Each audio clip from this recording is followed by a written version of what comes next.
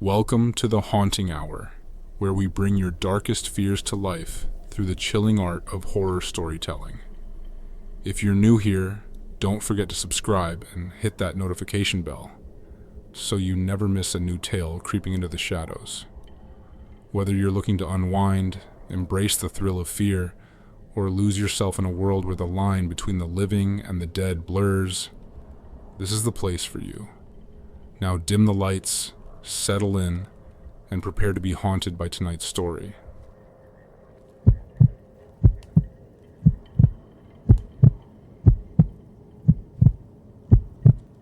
It was the kind of decision you make without thinking twice.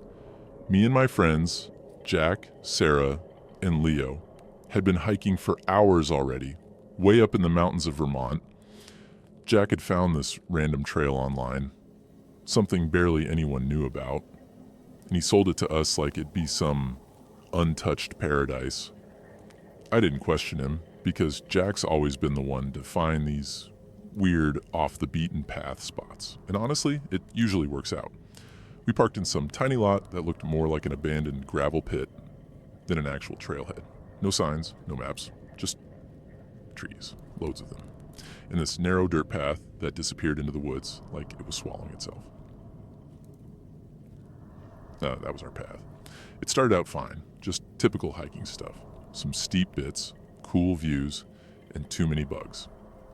But after a while, the trail seemed to twist in a weird way, looping and doubling back, almost like it was leading us in circles. Jack insisted we weren't lost, though, and since he had the only GPS, we didn't have much of a choice but to believe him. Then we hit the fork. It wasn't on Jack's map. One side of the fork was a steep, well-worn path, but the other was this narrow, half-hidden trail that cut straight through the trees, barely wide enough for a person. The branches arched over it, casting shadows that were way darker than they should have been, given the afternoon light. It looked like the woods themselves were trying to hide it. Leo, being Leo, just shrugged and said, "Why not?" And Jack grinned in this stupid, cocky way, saying it'd cut our hike time in half.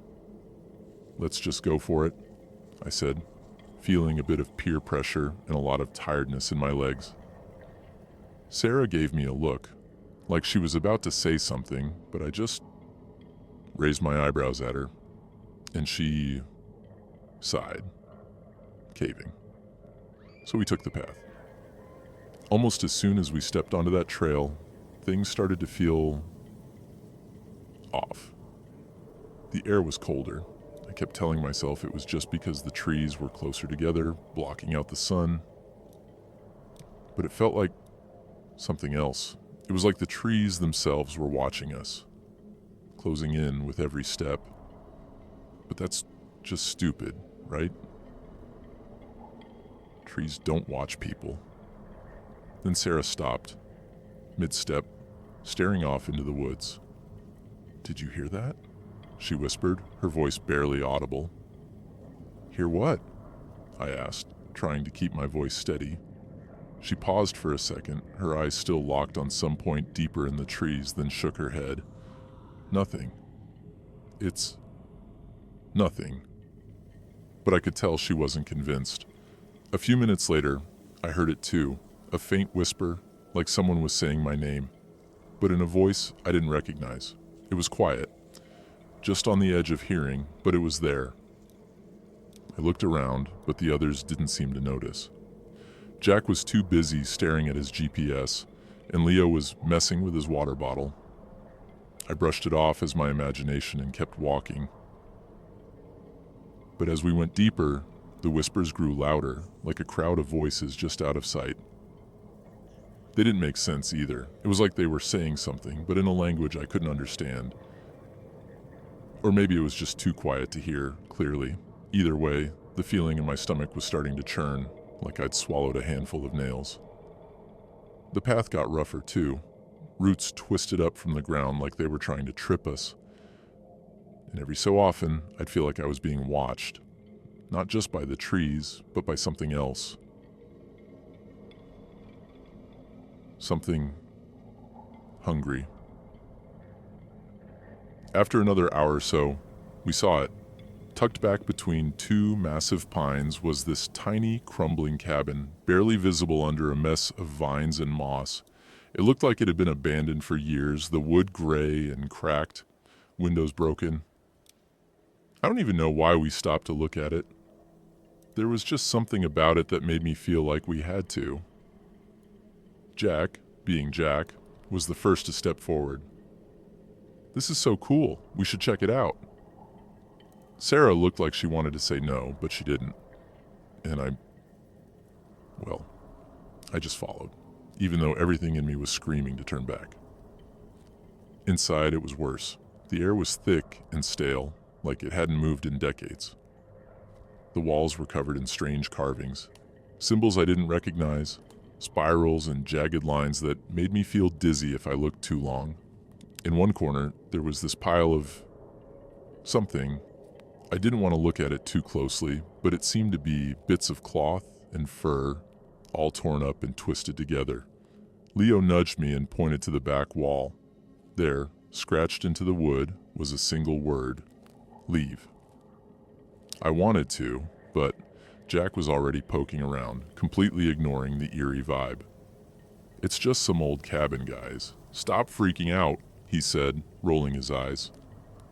We left eventually, but I couldn't shake the feeling that we'd just done something really, really wrong. After the cabin, things got weird. Really weird. The path kept changing, twisting back on itself, and the sun was setting faster than it should have. Jack swore we'd only been hiking for a few hours, but when I checked my phone, it was nearly 7 p.m. We should have been back at the car by now, but somehow, it felt like we were further away than ever. "Where are we?" Sarah asked, her voice shaky. "I don't know," Jack admitted, looking down at his GPS, which was flashing a strange red error message. This shouldn't be happening." The whispers were louder now, surrounding us from all sides, filling the air with a low hum. I couldn't tell if it was in my head or if the others could hear it too, but every step felt like it was dragging us deeper into something. I don't know how to explain it, but it felt like the forest had swallowed us whole. Like we were somewhere that wasn't supposed to exist. Then Leo stopped dead, looking up into the trees. "Guys, do you see that?" We all looked. And there, hanging from the branches, was a piece of cloth. A tattered, dirty strip of what looked like the same flannel shirt Leo was wearing. None of us had been up there. And there was no way. It should have been there. As darkness fully fell, the path turned into a maze, twisting in ways that didn't make any sense. We'd turn a corner, only to end up back where we started, or walk in a straight line and somehow end up on a different trail entirely. It felt like the forest was alive, bending around us, trapping us. The worst part? The whispers had changed. They weren't just random sounds anymore. They were saying our names. I don't remember much after that, just flashes of panic and running, the feeling of roots grabbing at my ankles, trees pressing in close. At some point, we got separated, and I remember screaming for my friends, my voice tearing through the woods. But no one answered. Hours later, though it could have been minutes, or days, I don't even know, I stumbled back onto the main trail, alone. The whispering stopped the second I stepped off that hidden path, like it had never been there. I waited at the car until morning, hoping the others would find their way back, but they didn't. I eventually went to the rangers, but they didn't believe me. No one did. They searched, but found nothing. No hidden path, no cabin, no signs of Jack, Sarah, or Leo. Just endless forest. It's been months now, and sometimes I still hear those whispers when I'm alone. And every so often, I'll see a flash of flannel in the corner of my eye, just outside my window.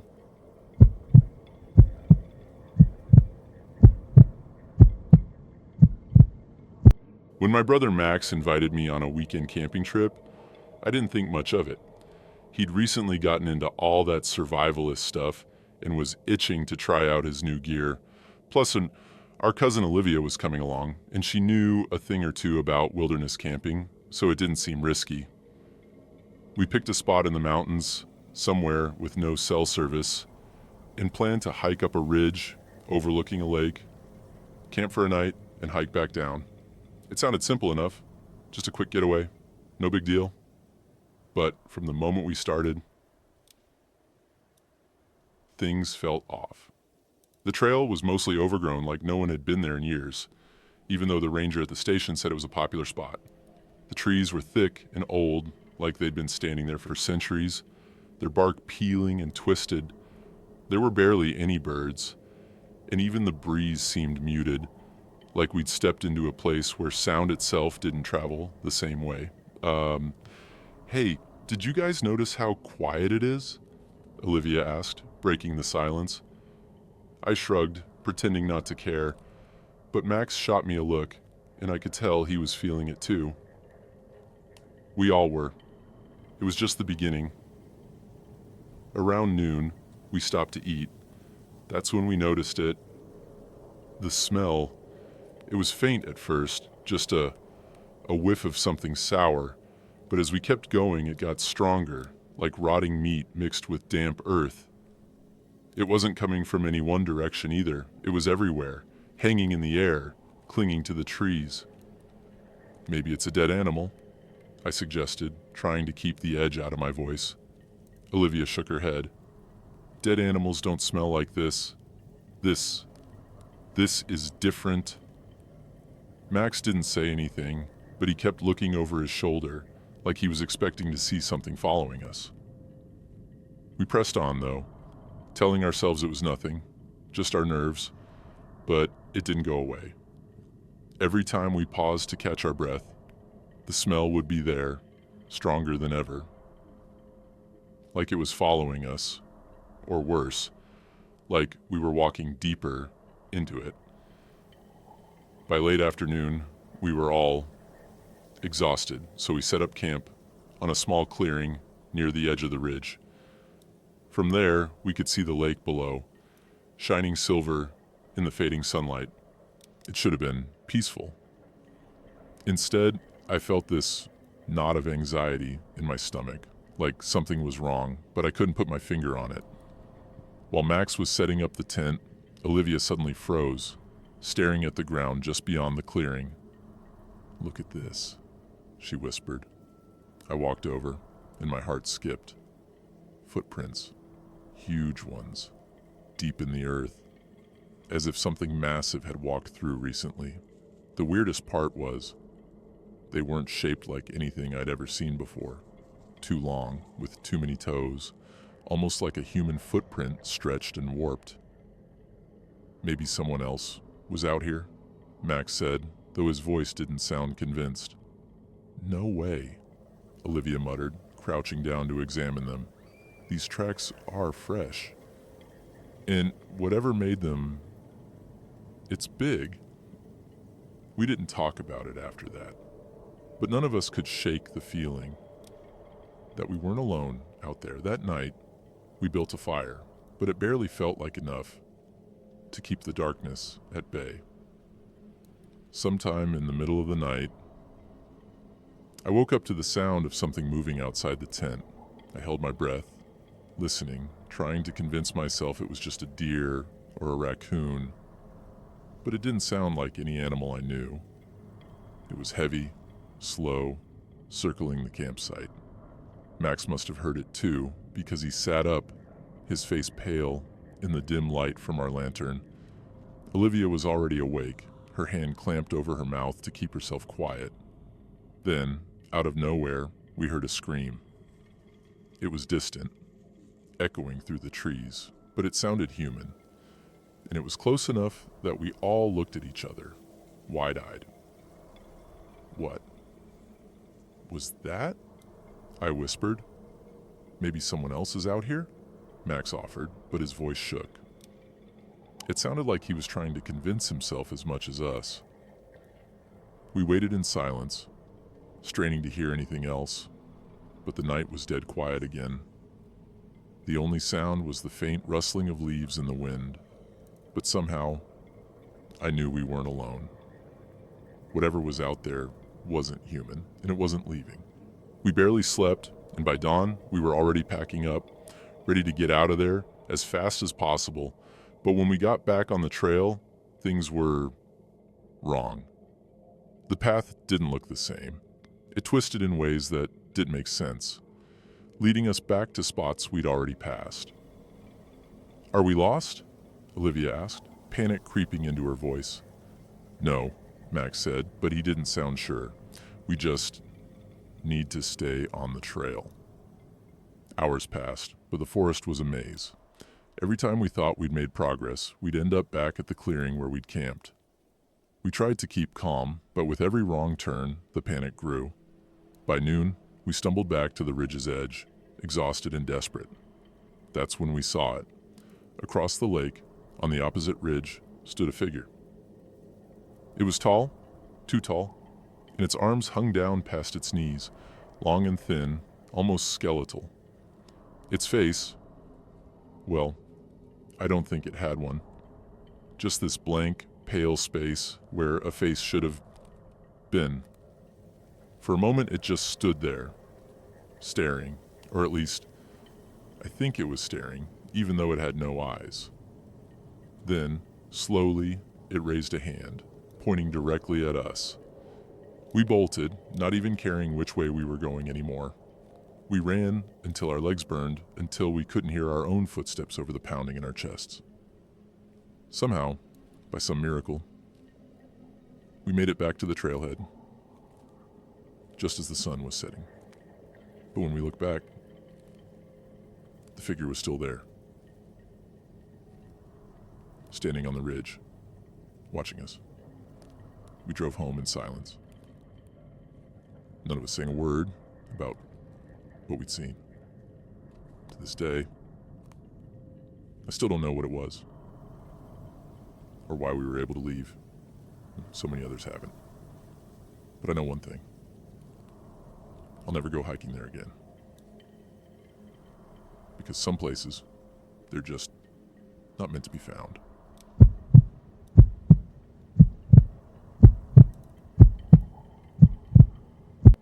The trip was supposed to be a final goodbye before we all split off for college.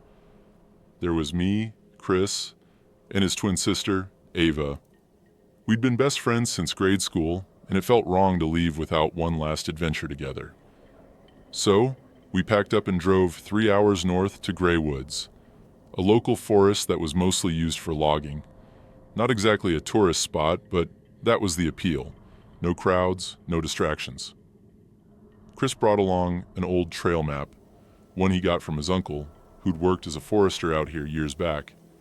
He said it was a shortcut, a trail that would lead us up to the overlook in half the time of the usual path. We'd hit the overlook, camp overnight, and come back down in the morning. Easy. We parked just off the dirt road, where his uncle's map said the old trailhead was supposed to be. But there was nothing there. No sign, no markers, just trees. Chris was sure it was the right spot, though. So we shouldered our packs and headed into the woods, feeling the thrill of setting off into a place untouched by tourists. But after an hour, I noticed something weird. The color, the trees, the ground. Everything had this dull, grayish tint. No flowers, no birds, no animals. Just gray, like the life had been sucked out of everything around us. I pointed it out, and Ava laughed, saying I was just being dramatic. But Chris looked concerned.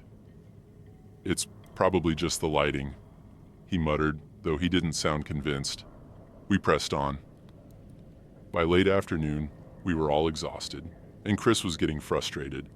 The map didn't match the terrain at all. There were way too many side trails, paths that appeared out of nowhere, cutting in strange directions, looping back, and intersecting each other like the trails themselves were lost. "We should have hit the overlook by now," Chris said, scratching his head. "It's fine," Ava said, patting his shoulder. We'll just keep going. We'll get there before dark. But the deeper we went, the more everything looked the same. Endless trees, all with the same grayish bark, the same gnarled branches twisting toward the sky. It was like the forest had copied and pasted itself in every direction. Then we heard it, a faint, distant thumping. It was soft, like someone banging on wood, coming from somewhere far off the trail. At first, I thought it was just an echo, but it repeated, slow and steady. Chris looked around, his eyes narrowed. "Did you guys hear that?"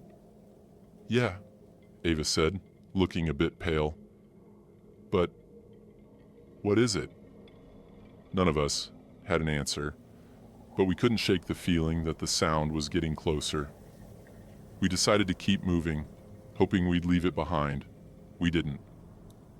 As dusk settled, we stumbled upon a clearing.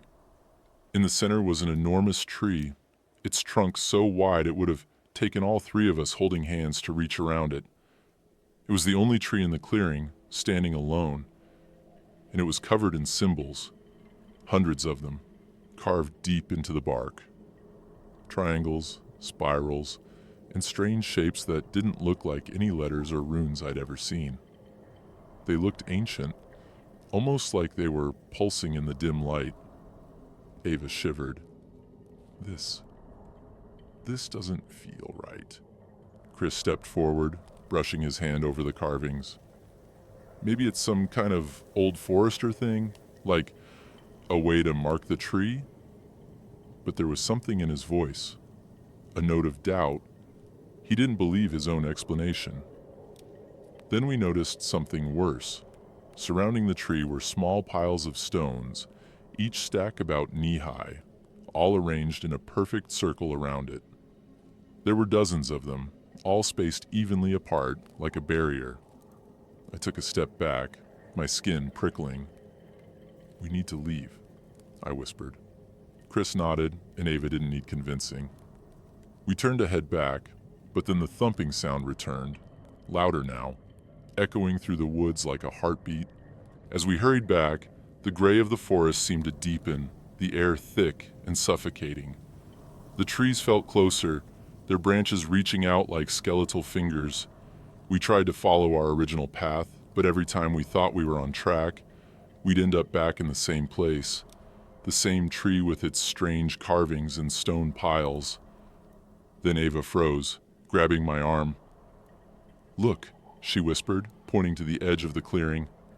Standing just beyond the trees were figures. Dozens of them, tall and shadowy, their faces hidden in the dark. They weren't moving, just standing there, watching us. They were human-shaped, but wrong. Too thin, their limbs too long, like their arms and legs had been stretched. My heart pounded as I stared, feeling like I was trapped in a nightmare. One of the figures took a step forward, then another, moving slowly toward us. Chris grabbed my shoulder. "Run!"